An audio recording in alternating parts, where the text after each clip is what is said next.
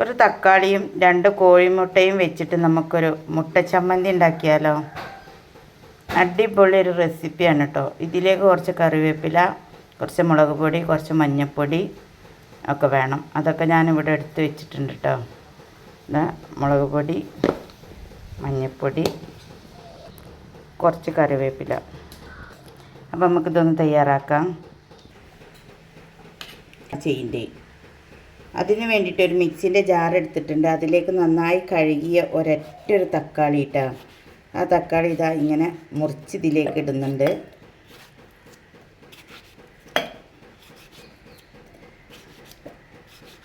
ഈ ഒരു ചമ്മന്തി മാത്രം മതി നമുക്ക് നന്നായി ചോറ് വയ്ക്കാൻ പറ്റും കേട്ടോ.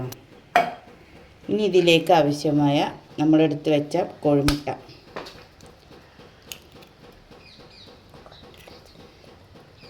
നിങ്ങൾക്ക് ഇതിൽ കൂടുതൽ വേണമെങ്കിൽ കൂടുതൽ എടുക്കുക. ഇത് നാടൻ കോഴിമുട്ടയാണ് കേട്ടോ, നമ്മളെ കോഴിയിട്ട മുട്ടയാണ്. ഇതിലേക്ക് ആവശ്യമായ ഉപ്പ്, കുറച്ച് മുളക് പൊടി, കുറച്ച് മഞ്ഞൾപ്പൊടി,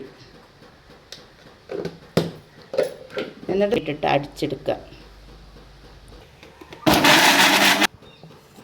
നമ്മളിതാ ഇതിങ്ങനെ അടിച്ചെടുത്തപ്പോൾ ഈ കോലത്തിൽ കിട്ടിയിട്ടുണ്ട് കേട്ടോ. ഇനി നമുക്കിത് എങ്ങനെ ഉണ്ടാക്കുന്നത് നോക്കാം. അതിന് വേണ്ടിയിട്ട് ഒരു ഫ്രൈ പാൻ അടുപ്പത്ത് വെച്ചിട്ടുണ്ട്.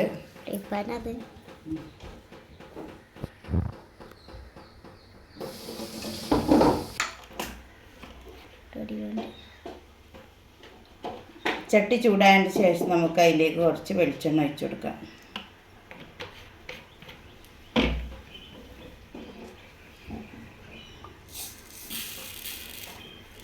എണ്ണ ചൂടായി വരുമ്പോഴേക്കും അതിലേക്ക് നമുക്ക് കുറച്ച് കടുകിട്ട് കൊടുക്കാം.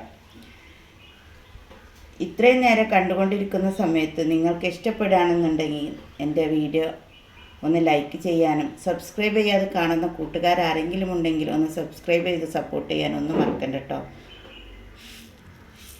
നമ്മളെ എണ്ണ ചൂടായി വന്നിട്ടുണ്ട്. നമുക്കതിലേക്ക് കടുകിട്ട് കൊടുക്കാം.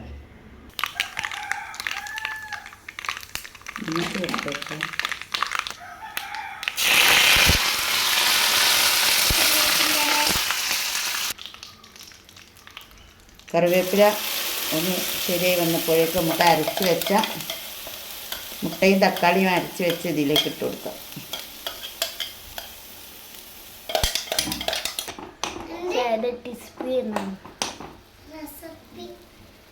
ഇതാണ് നമ്മളെ മുട്ട ചമ്മന്തി. ഇത് ഞാനിങ്ങനെ എളുപ്പത്തിന് ഉണ്ടാക്കിയതാട്ടോ. അങ്ങനെ ആയിഷമോൾ ഇത് കഴിച്ചപ്പം ആയിഷമോൾക്ക് ഈ മുട്ട ചമ്മന്തി നല്ല ഇഷ്ടപ്പെട്ടു. ഒരാൾക്ക് 2 ആൾക്ക് കഴിക്കാൻ ഇത് മതി. കൂടുതൽ ആളുണ്ടെങ്കിൽ നമുക്ക് കൂടുതൽ ഉപയോഗിക്കാം. അടിപൊളി ടേസ്റ്റാണ്. അപ്പം നമ്മളെ ചമ്മന്തി ഇവിടെ റെഡിയായി വന്നിട്ടുണ്ട്. ഈസിയും ടേസ്റ്റിയുമായ ഒരു മുട്ട ചമ്മന്തിയാണ് കേട്ടോ. ഇങ്ങനെ എല്ലാവരും ഒന്ന് ട്രൈ ചെയ്ത് നോക്കേണ്ടി. നല്ല ടേസ്റ്റാണ്, മക്കൾക്കൊക്കെ ഇഷ്ടപ്പെടും. കൂടുതൽ എരിവ് വേണ്ടവർക്ക് എരിവ് ഉപയോഗിക്കാം കേട്ടോ. കുറച്ചും കൂടിയൊക്കെ മുളക് പൊടി എടുക്കാം. ഇവിടെ എത്ര മതി, അതുകൊണ്ടാണ്. ഇനി ഇതിലും ഒന്ന് കുറുക്കിയിട്ടൊക്കെ നമുക്ക് ഉപയോഗിക്കാം. പക്ഷേ ഇവിടെ ഇപ്പം ഇന്ന് കറിയൊന്നുമില്ല, ഇതന്നെയാണ് നമുക്കുള്ള കൂട്ടാൻ. അതുകൊണ്ട് നമ്മൾ ഇത്ര ലൂസിലാണ് ഉപയോഗിക്കാൻ വിചാരിച്ചത് കേട്ടോ. അതുകൊണ്ട് നമ്മൾ മുട്ടച്ചമ്മന്തി ഇവിടെ റെഡി ആയിട്ടുണ്ട്. എല്ലാവരും ഒന്ന് ട്രൈ ചെയ്യുക. ഓക്കെ, അടുത്തൊരു വീഡിയോ ആയിട്ട് വീണ്ടും കാണാം. എല്ലാവർക്കും അസ്സലാമു അലൈക്കും.